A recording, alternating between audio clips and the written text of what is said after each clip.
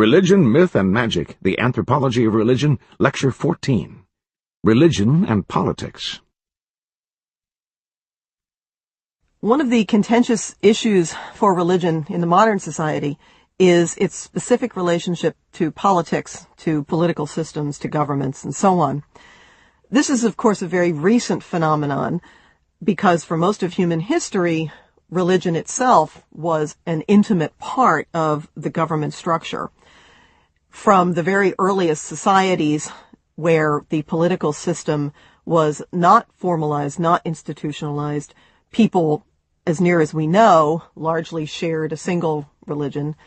And when we begin to see the emergence of formalized government systems, states, urbanism, and all that kind of stuff, we see them being very intimately connected to religion, to the extent that in ancient societies, for example, in Egypt and places like Mesopotamia and the Aztecs, many of the secular government officials also had significant religious roles. In some cases, the governing person, the king, was himself a deity. In other cases, he was understood to have a major priestly role in religion, and indeed, in most cases, there was some intimate connection such that the success of a particular governing person was understood to directly reflect the ability of deities to provide for an abundant and happy life. So that, in other words, when things began to go wrong, it was often taken as an indicator that the person who was king was not a good king. And indeed, religion was then used not only to prop up, to validate, to provide the kind of moral logic by which rulers claimed the ability to rule, it was sometimes also used to undermine that very position, so that a king who presided over a society that was not successful was understood to be suffering from the disapproval of the gods. And so in that sense, there was a close connection between the governing structure and the religious structure. It would have been seen as essentially impossible for the two to be separate. Now, over time, this has slowly weakened. This connection has slowly weakened. And there are increasing numbers of modern nation states which see themselves as fundamentally and morally separate from any particular religion. However, that doesn't necessarily mean that religion and government, religion and politics don't necessarily come in contact. They often provide a framework for conflict, and it is often the threat or the perceived threat of particular kinds of religious groups challenging government power that provides the pretext for this kind of conflict. This is not something that's new. I talked the last time about the ghost dance religion, which was the religion developed by a Paiute man named Wovoka. It was very much a religion of peace. It had as its central ritual a circle dance, which was intended to mirror social harmony, so that the dance provided a model for society. And in its original formulation, it was understood to have ultimately a goal of bringing about a peaceful and harmonious society. And indeed, that message was a very powerful one for many Native American people, and the ghost dance religion spread widely. However, many individuals in this society, many groups, were not necessarily yet ready to be at peace with the U.S. government. There were a number of pockets of resistance, not just more passive cultural resistance, but specific armed resistance. And a number of Native American groups were still actively involved in fighting U.S. government forces. Now, into this, the message of the ghost dance became modified for those groups to reflect military concerns. Wovoka himself would never, as near as we can tell from what he said and what he wrote, would never have wanted it to be this way, but these religions were modified and understood in the context of the ongoing conflict between a number of Indian groups and the U.S. government. So, for example, there was an understanding that the shirt that people wore while they were engaged in the ghost dance ritual would then go on to protect them from bullets in the context of conflict. So there was a kind of specific connection between the ghost dance as a ritual and the effects of it in terms of violent conflict. In that respect, the ghost dance became a kind of precursor to battle. It was seen as something that was done before Indian people went into battle and as a way of kind of protecting them in battle. In a more generalized sense, there was a connection between the ghost dance religion and a sense of Indian identity. This was not something that was inherently threatening, at least on the face of it. The ghost dance was in some way understood as a revitalization of Indian identity, of Native American values, and a return to the old ways which were seen as more satisfying, and so on. However, in the context of a larger society, in which assimilation was the goal, in which the intention was to see Native American culture largely eradicated and brought into the larger European American society, anything that celebrated Native American identity was seen as, at the very least, contradictory to this goal, and at the most, actively threatening in terms of what the larger society wanted. Now, in this particular context, then, the ghost dance religion, both in its specific precursor to battle status and in its more general celebration of Indian identity, began to be perceived in some cases as a kind of threatening ritual, as something which was potentially dangerous. It played a part in that context in the tragic events that unfolded in a place called Wounded Knee in 1890. Here, there was a gathering of Native Americans, a number of groups who had been living independently and who had fairly loose connections, but nevertheless connections, with some of the groups that were still armed and attempting to fight the U.S. government, were gathered at the Indian reservation in Pine Ridge. The Army had requested that they come, and so a number of individuals, because they felt that they were going to lose, decided to come in as requested. Therefore, a number of different Indian groups were gathered at this place, and probably simply the numbers would have been fairly disconcerting to the government forces at this point. However, in the early morning hours of December 29th in 1890, troops moved into this encampment where these Native American people had gathered. Previous to this, there had been several enactments of the ghost dance ritual. Now, there are no specific reports that it was the ritual enacted specifically in a battle context. However, at this point, its reputation was such and the government forces' unease was such that anything which was specifically designed to celebrate Indian identity was perceived as threatening. And so, because of this and because of a number of other probably more directly threatening incidents, government forces moved in and attempted to take away people's guns, which they had. There is an enormous amount of controversy after that point, but somehow in all of that, a shot was fired, and nobody really knows who fired it.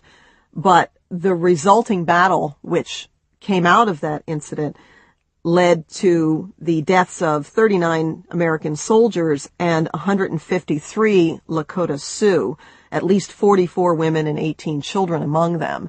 It's quite likely that many other people in addition died in the snow. Remember, it was December, and many people fled what was going on, and many of them probably died later. Now, we can't really say that the ghost dance itself led to this incident, but there is a very clear connection between the context in which the ghost dance was performed, the way that the ghost dance was perceived, and the heightening of tensions which ultimately led to this particular incident. So the idea that religion and politics often come into conflict is not one that is new in American history. One of the places where new religious forms frequently come into contact with the government and often into conflict is when those new religious groups are labeled cults. Cult is an interesting term, and at one level, we have a certain image when we use the term cult. When we say somebody is a member of a cult, there is this notion that there is usually a leader that is assumed to be delusional. There is usually an assumption that the followers are brainwashed, that they have lost free will to some extent. There is usually often a very clear association, in our heads at least, that these religions somehow are immoral, that there's something wrong with what people believe in terms of the content of the ideology of these cults. And so in some sense, the word cult is used for what we can think of as new religious forms that we don't approve of. However, the term cult is kind of a tricky one. On the one hand, all religions were new at some point, as I said last time. It's also well attested that many religions that we know of, and probably many more that we don't know the specific histories about, were disapproved of when they first appeared. This is certainly well attested for Christianity. It was seen as a strange religion, as something which was potentially threatening to the government structure. That's probably the reason that Jesus was executed to begin with. Its rituals were misunderstood. Communion was perceived as cannibalism, for example. So it's quite likely that if we were back then, if we had lived back then, we might see early Christianity as a cult. In that case, what I'm suggesting here is not necessarily that all new religions that are labeled cults will ultimately go on to be really terrific religions, but rather that to some extent, many early religions are labeled as cults largely because we don't understand them and we often don't approve of them. And sometimes it's that perception rather than necessarily the reality that can cause us to be suspicious.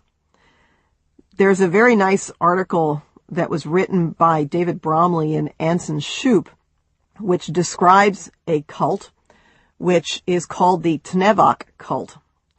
This particular cult attracts, in particular, young girls who are induced to commit their whole lives to the group. All of their personal possessions were taken away from them. The girls are forced to live in a community, well, maybe not forced, but induced to live in a community in which they are required to get up early. They have to spend long periods of time on their knees. They are typically isolated from outsiders. Their family ties are disrupted and they are replaced by group ties. That is, all of their efforts are expended with being within the group. They are allowed no more sexual contact with the rest of the world. Their individuality is minimized because they are all required to wear similar kinds of clothing. And once these girls join this cult, they are rarely do they ever leave it again. Now, in most respects, my description of this should sound like a classic cult. If we were to look at this particular group, we would say, yeah, that's probably a cult, and we should probably look at it a little more closely. The fun part comes when you realize that Tnevok is convent spelled backwards. If you think about what a convent required from the perspective of women becoming nuns, and you spin it in such a way that you take what characterizes convents and turn it into something which is somewhat less pleasant, you really don't have to modify it that much to make it sound like a cult. All of what I've said is accurate in terms of particularly cloistered nuns. They were typically young girls. They were forced to leave their possessions behind. They had to wear similar clothing. They were required to spend time on their knees, etc. The point of this exercise is simply to make the observation that, to some extent, talking about things as cults introduces a series of preconceptions in our minds in terms of the value of these religions. Now, I'm not necessarily saying that everything that we label a cult is a good thing. There are clearly religions which I don't particularly care for in the world, and clearly there are cults that I don't particularly care for in the world.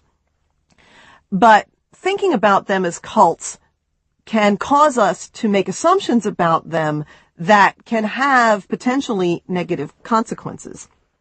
In a very interesting analysis, Michael Barkun looked at the group known as the Branch Davidians, who at this point are most famous for a subgroup ending up in a very tragic series of events in Waco, Texas in 1993.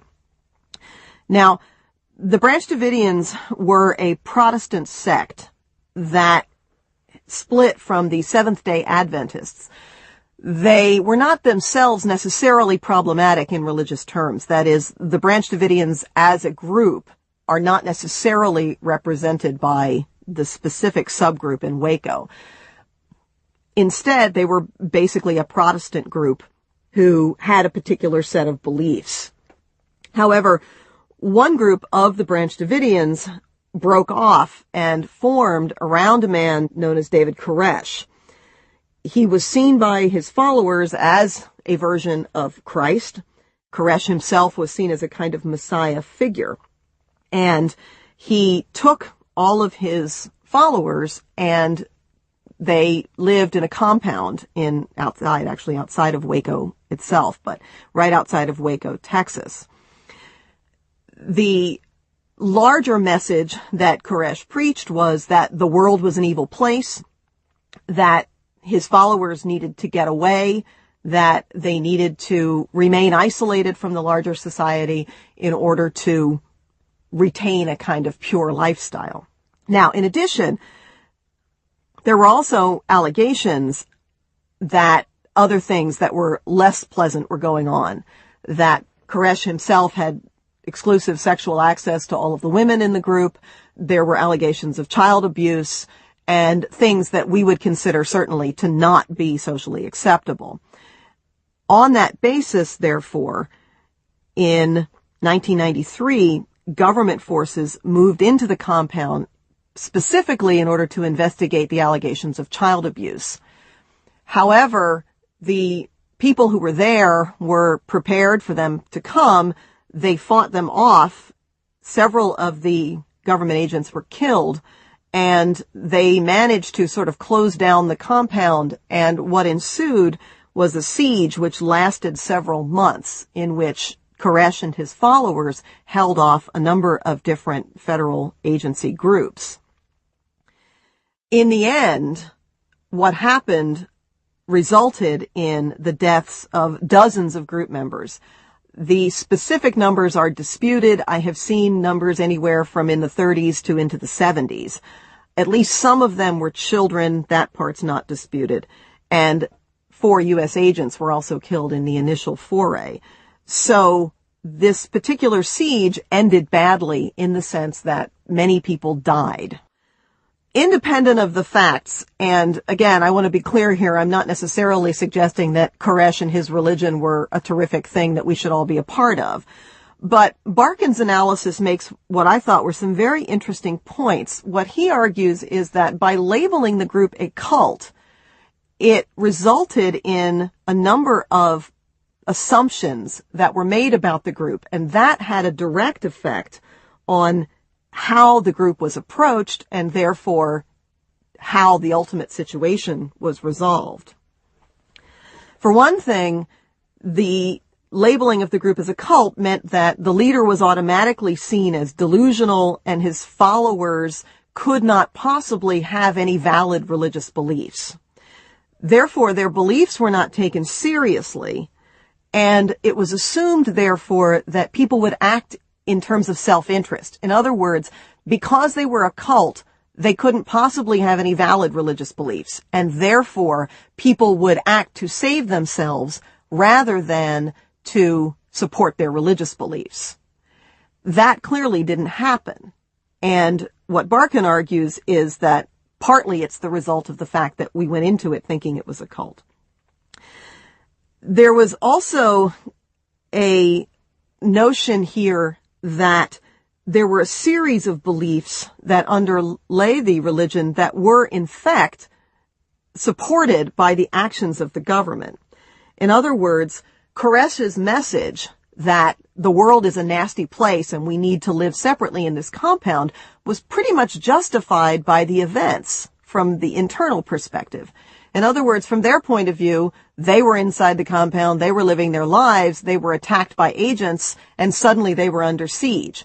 And so, in a weird kind of way, Koresh's view of the world was consolidated by the actions of the government. By their behavior, they effectively convinced people that Koresh was right, which I'm sure was never their intention. In addition, the very fact of the siege meant that Koresh's power was effectively validated. I mean, here is this man who is suddenly able to hold world attention. Everybody's watching what's going on. Maybe this guy is a messiah figure. And so what Barkun suggests is that by their actions, by labeling this a cult, they made certain assumptions that led to certain actions that effectively validated the group's belief and therefore strengthened their resistance. What Barkun suggests is that instead, if the government had simply been patient, had they waited out the situation, had they shown some willing to negotiate, had they taken the religious belief seriously and talked to people in that context, that they might instead have been able to shake the faith people had in Koresh and therefore potentially separate them from him. And therefore, in that sense, they might have been able to arrive at a more peaceful resolution than otherwise happened. And they might have been able to avoid a series of deaths. Now, realistically, of course, we'll never know what might have happened, and so it's just an exercise in speculation.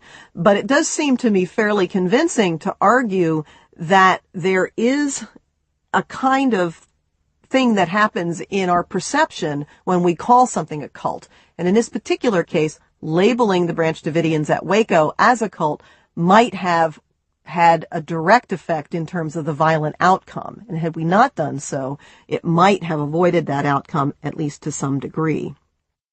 The relationship between religion and politics is also being worked out very much in the United States in the context of what constitutes religion and what doesn't. One of the more contentious places in which this has been happening is the teaching of evolution. From an anthropological point of view, this is an interesting sort of phenomenon in terms of how religion and science in this case are combined together in unique and interesting ways. On the one hand, the scientific view of the world suggests that the life as we know it now came about as a process of evolution, that species changed over time in a way that we can understand scientifically. However, for some traditional Christians, this idea is problematic because it clearly violates the story of creation as it is told in Genesis. And for those for whom the Bible is a document that should be treated as factual, the idea of biological evolution therefore contradicts it. And so the two are seen as fundamentally in conflict. However, the U.S. government has traditionally been a secular one, and in fact, explicitly, according to the Constitution, religion is supposed to be separate. No particular religion is supposed to be encouraged by our government. And indeed, most people in the country seem to support this notion in a general sense, although we do have certain notions about the religious nature of our leaders. I've often wondered in moments of speculation whether an atheist could ever really get elected president, for example, of the U.S. But at least in terms of explicit principles, we make it quite clear that we do not want religion in a specific sense connected to our government. As an arm of the government, in a sense, the public school system is also understood to be largely secular, and I think probably most people would agree that the public schools are not supposed to be promulgating a particular religious belief. Into this particular mix, then, you have a group of people who very much want a Christian biblical notion of the creation of life and the existence of life to be the dominant viewpoint. Now, because of our ideas about the separation of church and state, this clearly can't be done in an explicitly religious way. And so what developed out of this was something which has come to be called creationism, which is also more recently known as intelligent design. And from an anthropological point of view, it's kind of a fascinating thing. This is essentially a Christian view of the creation of life, but in order to make it acceptable to the larger population, it is cast in a scientific idiom. So scientific language is used in order to talk about what is fundamentally a Christian notion of the world. And this has been suggested as the major way of teaching life and biology in the public school systems. Now, so far, the courts have agreed with those who argue that this is really a religious perspective simply dressed up as science. But I'm not entirely sure that everybody necessarily thinks that that's true. I think there are probably some people who see creationism as a legitimate form of science. And so what we have in this particular case is the melding of two belief systems into something which is almost a syncretism. It's almost a third kind of thing. So far, it hasn't worked in terms of getting it into the school system as science. But I don't doubt that it will continue to emerge again and again and again, largely because this particular perspective is very important to these groups of people. But from an anthropological point of view, it's kind of an interesting point where people are trying to get religion into what is traditionally seen as a non-religious context through a kind of quasi-scientific medium. It's kind of a testament to the flexibility of human culture that this is even possible. And it's kind of an interesting point where religion becomes flexible enough to be talked about in what are otherwise specifically not religious terms. Another interesting example of this was actually brought to my attention fairly recently, and so I began to do some reading on it. And that is casting Halloween as a religious holiday.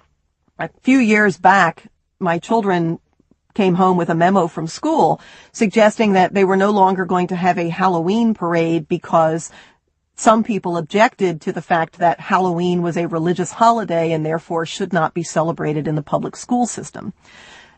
As a side note, they were, however, allowed to have a book character parade, and so they were allowed to come in costume and so on. So my kids were happy enough with that.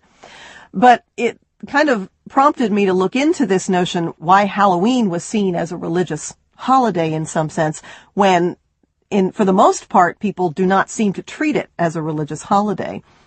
And it seems to come largely from two different places. One is probably less potent one, and that is that neo-pagans, who I talked about last time, often use Halloween as part of their seasonal celebration. Halloween is perceived as being a pagan holiday, a pre-Christian holiday, and therefore it has been recreated in effect by neo-pagans as a way to sort of celebrate the end of harvest and things of that nature, the beginning of winter. Interestingly, the fact that Halloween is connected to paganism is not at all supported by the evidence. We don't really know anything about how pre-Christian religions might have celebrated such a holiday. There is some evidence that in Ireland and in a couple of other places, there was a holiday called Samhain, which took place on November 1st. That is, it's a calendar date. We know that this date was given significance.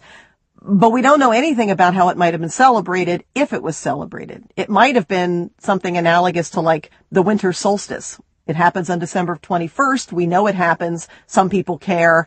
Mostly, however, we don't celebrate or do anything about it.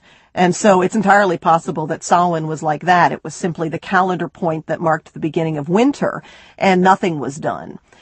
It's also possible that there were all kinds of celebrations involved, but the fact is we really don't know anything about them. So we really can't say whether Halloween has its roots in that sense in any kind of pre-Christian celebration.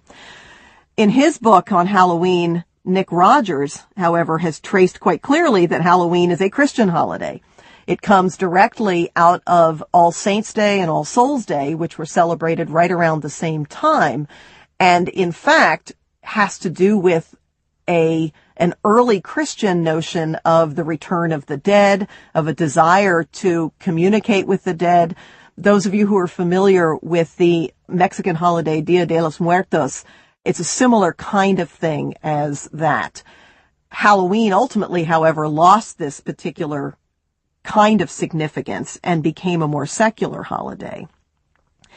The other place that Halloween seems to have been perceived as religious is in the context of its imagery. And so some fundamentalist Christians, for example, find the imagery of death that is part of Halloween to be problematic. And because there is this sort of widespread notion that Halloween is a pre-Christian pagan holiday, that kind of contributes to the perception of Halloween as having some kind of religious roots. And therefore, in the context of keeping religion out of the public school, Halloween, it has been cast as a pagan holiday with satanic imagery that it flies in the face of particular kinds of versions of Christianity. In this case, it's an interesting perception, not unlike the idea of creationism. And to some extent, it is perception. I can argue all I want that Halloween isn't a religious holiday, but if you perceive it as such, then there's really nothing I can say that will convince you that that's not true. And so in that sense, Halloween has become a more minor point of contention than creationism, clearly, but nevertheless a place in which religion and politics potentially come into conflict. Now, the examples I've mostly been discussing here have focused on conflict, and of course, religion and politics often come together in much more peaceful ways. Most of our political leaders are typically also religious in terms of their personality, and so far that hasn't caused the separation of church and state and American government to come crumbling down. It's often in the context of conflict, of course, that the differences are most starkly drawn, and so conflict becomes the more interesting example in which to explore this relationship. However, because of the fact that religion is so closely intertwined with culture, it is almost impossible in any realistic way to separate it from the political arena and the government arena. It reflects cultural values, and insofar as cultural values are in any sense religious, then fundamentally those two are going to be connected in ways that sometimes are fairly subtle and sometimes are fairly obvious. Where tolerance and pluralism are valued, the connections between religion and politics are going to be much more reflective of that notion. Where specific interpretations, exclusivity are valued in the larger culture, then religion is going to come to reflect that. It's really that ability then of religion in the context of human cultures to reflect human need, to provide important answers to questions, and so on, that has led to the fact that it is a fundamental part of human culture. It has been for as long as we've known about human culture. As near as we can tell, it may well always be a fundamental part of human culture. It remains a basic aspect of society, and therefore something which teaches us something fundamental about what it means to be human. What we've looked at in the context of this course, then, is the many ways in which religion can be understood in the larger context of human culture. It is a phenomenon that is found in some way in all human cultures. It has a very deep history in the human past, and it obviously has a very significant part of modern human culture. On the one hand, we can identify some things that religion broadly shares. On the other hand, the enormous variety of ways that religion has been worked out in specific contexts gives us some idea of the incredible creativity that humans engage in their attempts to understand the world from a cultural perspective. What we've looked at, therefore, are some of the ways that this has happened. What you should take away from this is on the one hand an appreciation that in some ways we share things that are basic, that are part of our human experience. But we have also taken those things and we have modified them, managed them, and expressed them in ways that are unique and express individual identity, cultural identity, and human identity. This ends Lecture 14. This course, produced and directed by Ian McCulloch and edited by Stephen Mosblek and Mark Avila, is copyrighted 2009 by Recorded Books, LLC. The lecture text is copyrighted 2009 by Susan Johnston.